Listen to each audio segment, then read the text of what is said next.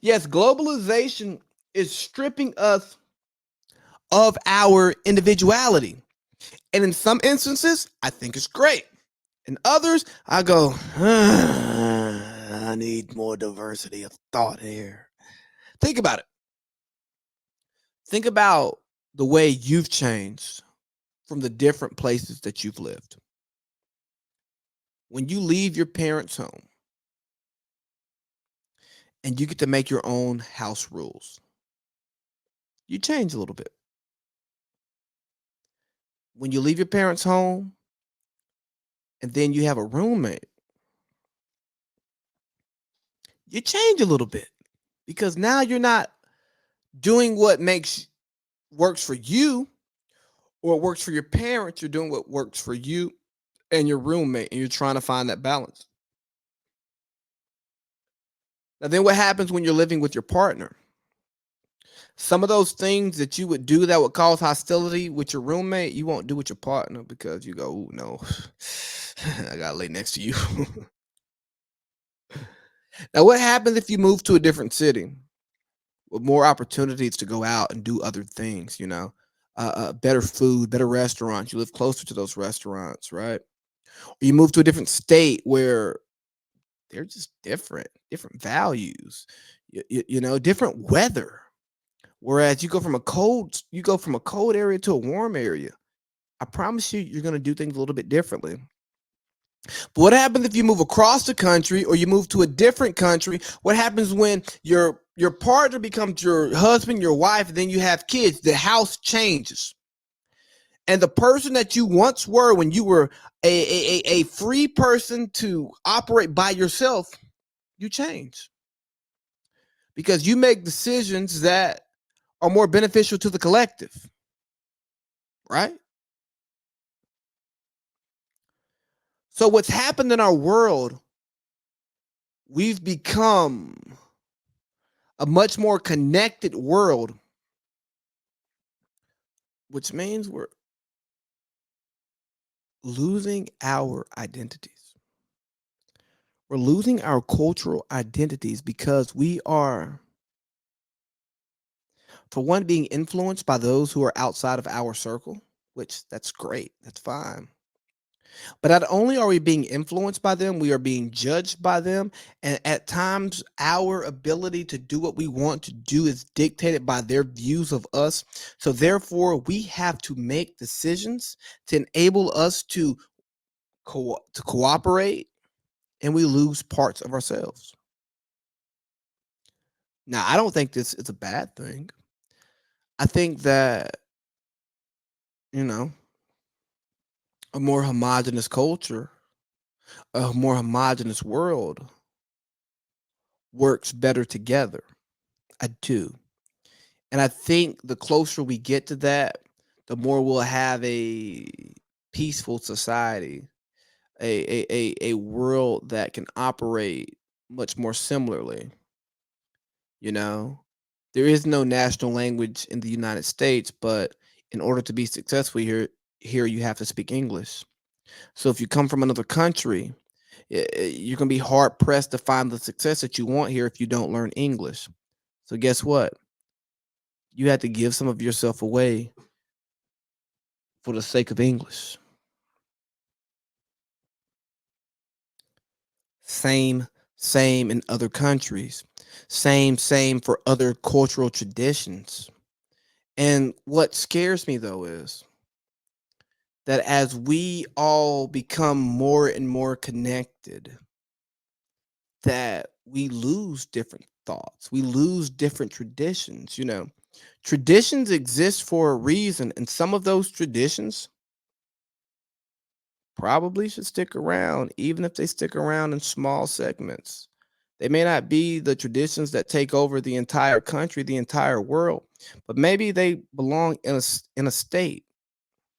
One thing I like about the way the founding fathers set up this country is the United States was built under a set of common values, but the states were allowed to be their own individual entities.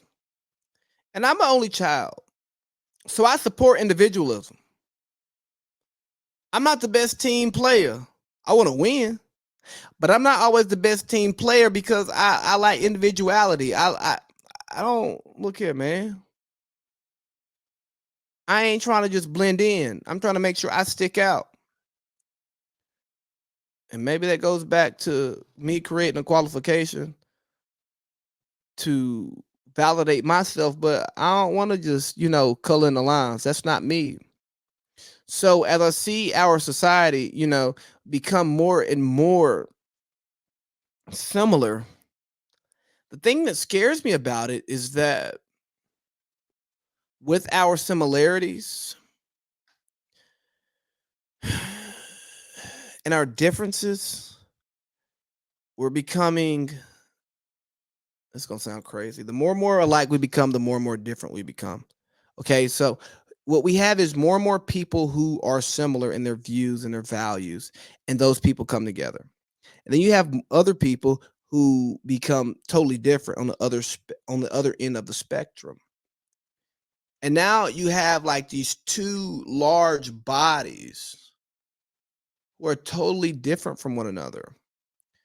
And they actually don't meet anywhere. Now, you have more supporters, more people who agree with you on more things, but you also have more people who disagree with you on other things. And we're losing our individuality. The more we come together, the more that we bend to one another and we look out for one another and we forget what it is that made us special. And by us special, I'm speaking to different cultures. Just think about this, right? If someone says, I do not support gay marriage, they are immediately a homophobe. And by many people, their voice is now quieted because they don't deserve to be heard. Or if somebody says, hey, I am pro-life, some would say you should not have anything, you should not speak on that because I am anti-abortion. Excuse me, I am pro-life. Excuse me, I'm pro-choice. And I think abortion should be a choice, and you should not have the opportunity to even put that into the atmosphere.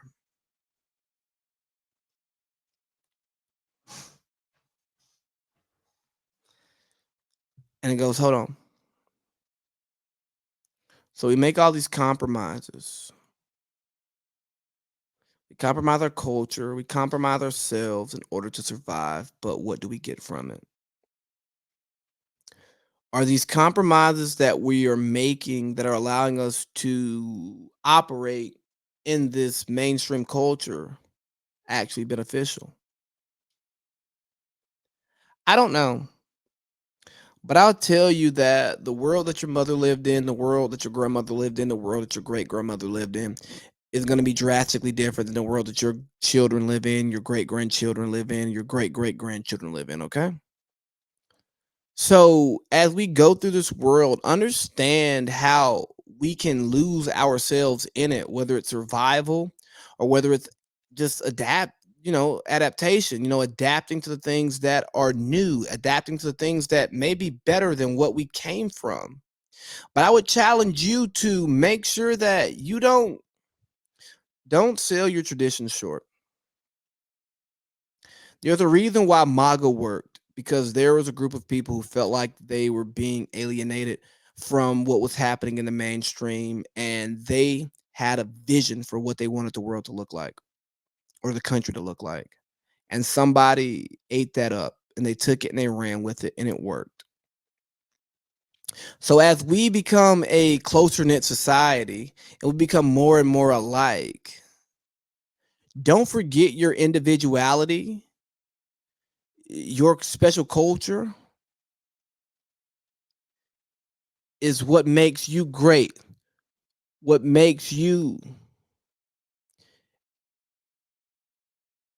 important.